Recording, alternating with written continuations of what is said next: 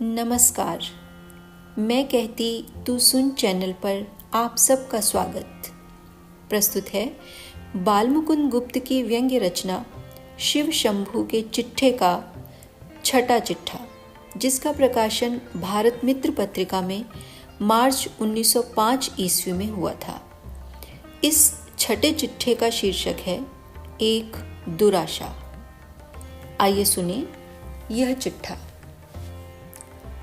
नारंगी के रस में जाफरानी बसंती बूटी छानकर शिव शंभू शर्मा खटिया पर पड़े मौजों का आनंद ले रहे थे। ख्याली घोड़े की बागें ढीली कर दी थीं। वह मनमानी जकंदे भर रहा था। हाथ पांवों को भी स्वाधीनता दी गई थी। वह खटिया के तूल अरज की सीमा उल्लंघन करके इधर उधर निकल गए थे। कुछ देर इसी प्रकार शर्मा जी का शरीर खटिया पर था और ख्याल दूसरी दुनिया में। अचानक एक सुरीली गाने की आवाज ने चौंका दिया। कन रसिया शिव शंभू खटिया पर उठ बैठे, कान लगाकर सुनने लगे। कानों में यह मधुर गीत बार बार अमृत ढालने लगा।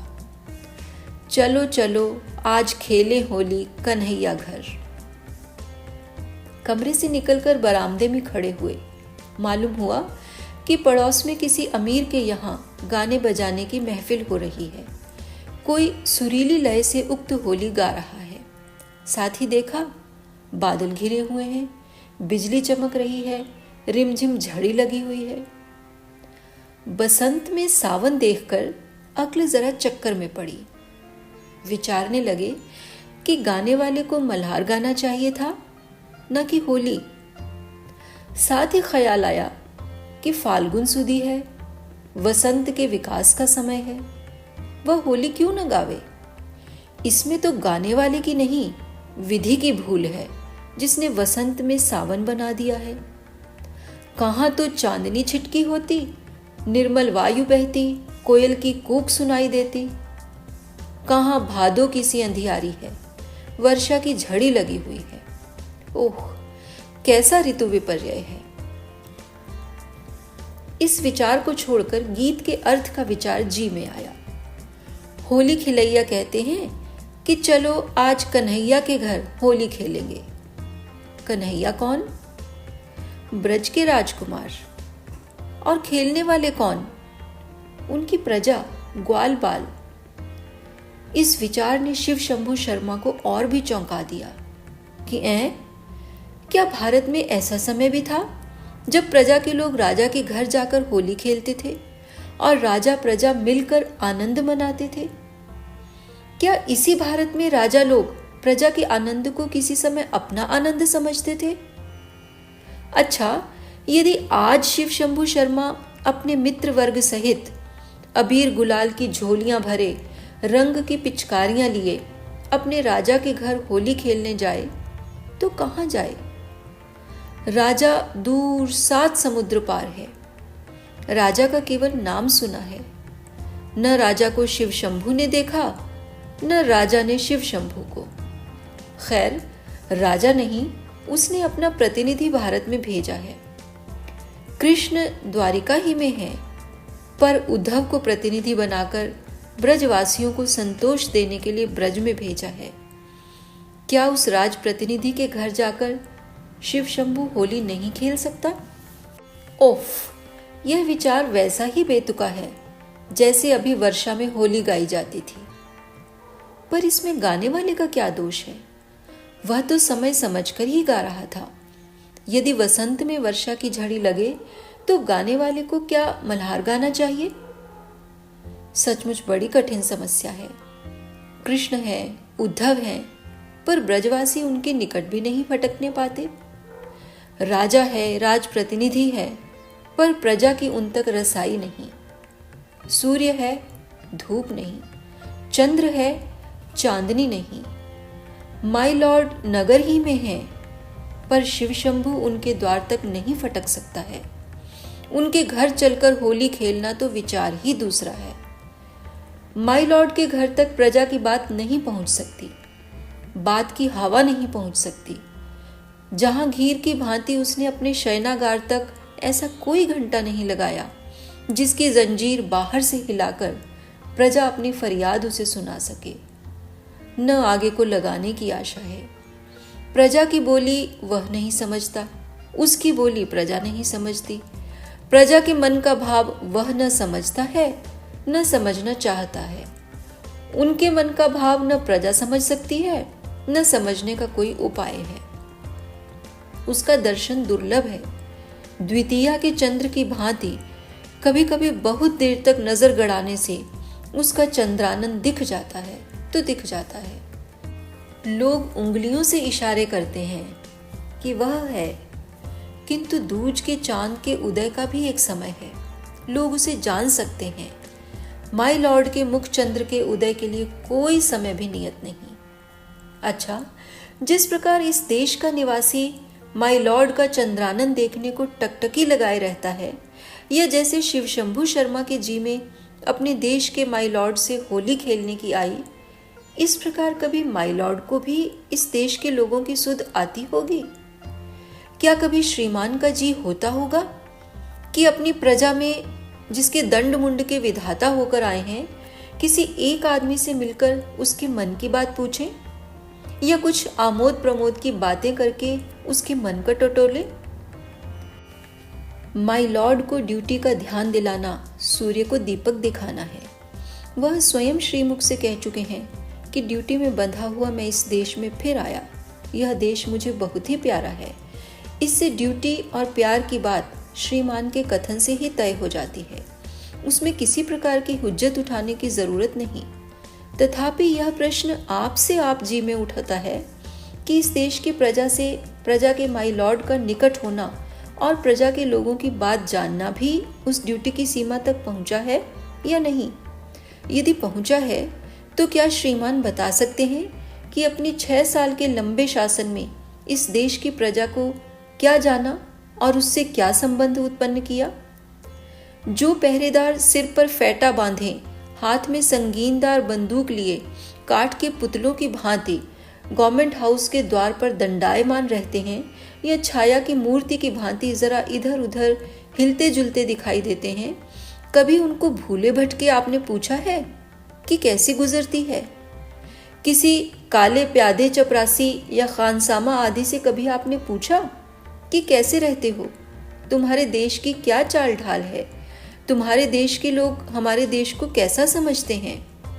क्या इन नीचे दर्जे के नौकर चाकरों को कभी माय लॉर्ड के श्रीमुख से निकले हुए अमृत रूपी वचनों के सुनने का सौभाग्य प्राप्त हुआ, या खाली पेड़ों पर बैठी चिड़ियों का शब्द ही उनके कानों तक पहुंचकर रह गया?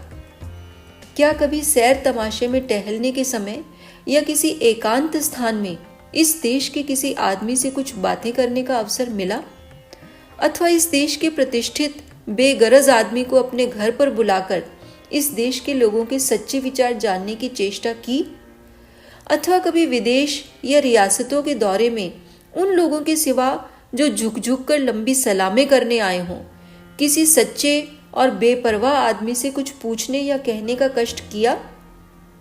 सुनते हैं कि कलकत्ते में श्रीमान ने कोना कोना देख डाला। भारत में क्या भीतर और क्या सीमाओं पर कोई जगह देखे बिना नहीं छोड़ी।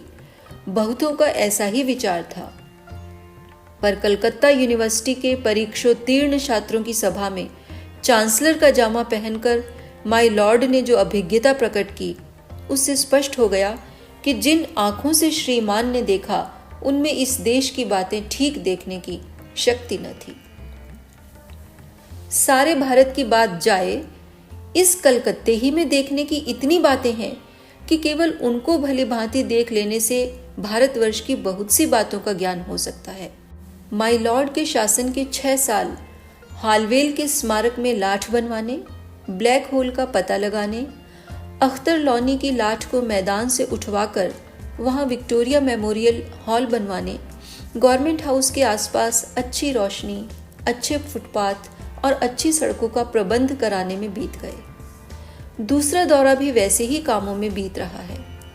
संभव है कि उसमें भी श्रीमान के दिल पसंद अंग्रेजी मोहल्लों में कुछ और बड़ी बड़ी सड़कें निकल जाएं और गवर्नमेंट हाउस की तरफ के स्वर्ग की सीमा और बढ़ जावे। पर नगर जैसे अंधेर में था वैसा ही रहा। क्योंकि उसकी असली दशा देखने के लिए और ही प्रकार की आंखों की जरूरत है। जब तक वह आंखें न होंगी, यह अंधेर यूं ही चला जाएगा।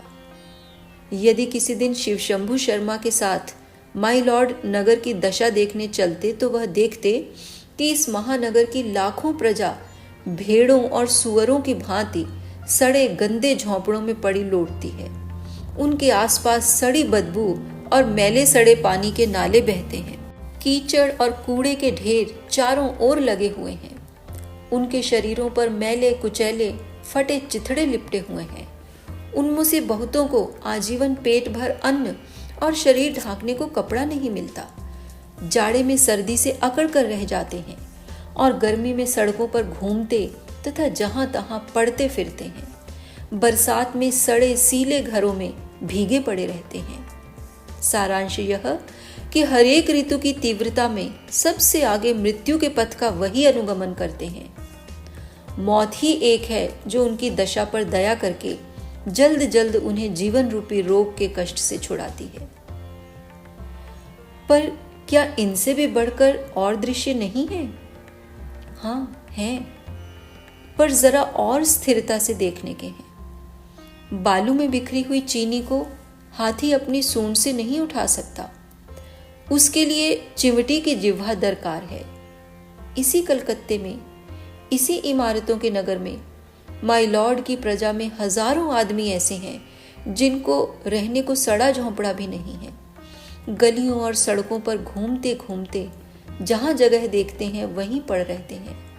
बीमार होते हैं तो सड़कों ही पर पड़े पांव पीट कर मर जाते हैं। कभी आग जलाकर खुले मैदान में पड़े रहते हैं। कभी कभी हलवाइयों की भट्टियों से चिमटकर रात काट देते हैं। नित्य इनकी 2-4 लाशें जहां तहां से पड़ी हुई पुलिस उठाती है। भला माई लॉर्ड तक उनकी बात कौन पहुंचावे? दिल्ली दरबार में भी, जहां सारे भारत का वैभव एकत्र था, सैकड़ों ऐसे लोग दिल्ली की सड़कों पर पड़े दिखाई देते थे, परंतु उनकी ओर देखने वाला कोई न था। यदि माई लॉर्ड एक बार इन लोगों को देख पाते तो पूछने को जगह हो जाती कि वह लोग भी ब्रिटिश राज्य के सिटीजन हैं या नहीं। यदि हैं तो कृपा पूर्वक पता लगाइए कि उनके रहने के स्थान कहाँ हैं और ब्रिटिश राज्य से उनका क्या नाता है। क्या कहकर वे अपने राजा और उसके प्रतिनिधि को संबोधन करें? किन शब्दों में ब्रिटिश राज्य को असीस दें? क्या यूं कहें कि जिस ब्रिटिश राज्य में हम अपनी जन्मभूमि में एक उंगल भूमि के अधिकारी नहीं, जिसमें हमारे शरीर को फटे चितड़े भी नहीं जुड़े और न कभी पापी पेट को पूरा अन्न मिला, उस राज्य की जय हो। उसका राज प्रतिनिधि हाथियों का जुलूस निकालकर सबसे बड़े हाथी पर चमर छत्र लगाकर निकले और स्वदेश में जाकर प्रजा के सुखी होने का डंका बजावे। इस देश में करोड़ों प्रजा ऐसी है जिसके लोग जब संध्या सवेरे किसी स्थान पर एकत्र होते हैं तो महाराज विक्रम की चर्चा करते हैं और उन राजा महाराजाओं की गुणावली का वर्णन करते हैं जो प्रजा का दुख मिटाने और उनके अभावों का पता लगाने के लिए रात को वेश बदलकर निकला करते थे। अकबर के प्रजा पालन और बीरबल के लोक रंजन की कहानियां कहकर वह जी बहलाते हैं और समझते हैं कि न्याय और सुख का समय बीत गया। अब वह राजा संसार में उत्पन्न नहीं होते जो प्रजा के सुख दुख की बातें उनके घरों में आकर पूछ जाते थे। महारानी विक्टोरिया को वह अवश्य जानते हैं कि वह महारानी थीं। अब उनके पुत्र उनकी जगह राजा और इस देश के प्रभु हुए हैं। उनको इस बात की खबर तक भी नहीं कि उनके प्रभु के कोई प्रतिनिधि हैं और वह इस देश के शासन के मालिक होते हैं और कभी कभी इस देश की 30 करोड़ प्रजा का शासन करने का घमंड भी करते हैं, अथवा मन चाहे तो इस देश के साथ बिना कोई अच्छा बर्ताव किए भी यहाँ के लोगों को झूठा मक्कार कहकर अपनी बड़ाई करते हैं। इन सब विचारों ने इतनी बात तो शिव शंभू के जी में भी पक्की कर दी कि अब राजा प्रजा के मिलकर होली खेलने का समय गया। जो बाकी था वह कश्मीर नरेश महाराज रणवीर सिंह के साथ समाप्त हो गया। इस देश में उस समय के फिर लौटने की जल्द आशा नहीं। इस देश की प्रजा का अब वह भाग्य नहीं है। साथ ही राजपुरुष का भी ऐसा सौभाग्य नहीं है जो यहाँ की प्रजा के अकिंचन प्रेम के प्राप्त करने की परवाह करे। माय लॉर्ड अपने शासनकाल का सुंदर से सुंदर सचित्र इतिहास स्वयं लिखवा सकते हैं। वह प्रजा के प्रेम की क्या परवाह करेंगे? तो भी इतना संदेश भंगड़ शिव शंभू शर्मा अपने प्रभु तक पहुंचा देना चाहता है कि आपके द्वार पर होली खेलने की आशा करने वाले एक ब्राह्मण को कुछ नहीं तो कभी कभी पागल समझकर ही स्मरण कर लेना।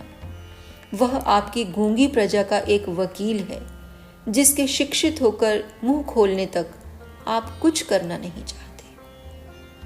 ब मुलाजिमाने सुल्तान कै रसानद ई दुआरा कि बशुक्रे बादशाही जे नजर मरा गदारा। धन्यवाद। आशा है आपको यह रचना अवश्य ही पसंद आई होगी, तो वीडियो को लाइक करें, शेयर करें, कमेंट करें और हमारे चैनल को सब्सक्राइब करना भी न भूलें, ताकि हम ऐसी ही और रचनाएं निरंतर आप तक पहुंचाते रहें। नमस्कार।